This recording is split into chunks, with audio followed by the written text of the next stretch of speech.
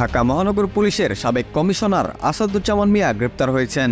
বুধবার বিষয়টি নিশ্চিত করে র্যাব জানিয়েছে ঢাকার মহাখালী থেকে তাকে গ্রেপ্তার করা হয়েছে। আসাদুজ্জামান মিয়া 2015 সাল থেকে 2019 সাল পর্যন্ত ডিএমপি কমিশনার হিসেবে দায়িত্ব পালন করেন। পরে তাকে জাতীয় নিরাপত্তা সংক্রান্ত সেলের প্রধান নির্বাহী কর্মকর্তা পদে নিয়োগ দেয় সরকার। 2022 সালের সেপ্টেম্বরে তার চুক্তির মেয়াদ শেষ হয়।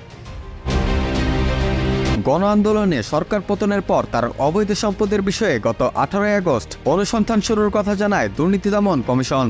এর আগে চলতি বছরের মে মাসে আসাদুজ্জামান মিয়ার ব্যাপক সম্পদের বিষয়ে খবর প্রকাশ করে কয়েকটি সংবাদ মাধ্যম।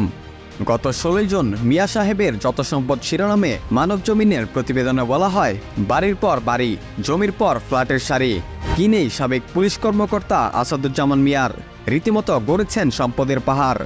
তবে শুধু নিজের নামেই নয়, নিজের স্ত্রী সন্তানদের নামেও বিপুল সম্পত্তি গড়েছেন ডিএমপির সাবেক এই কমিশনার।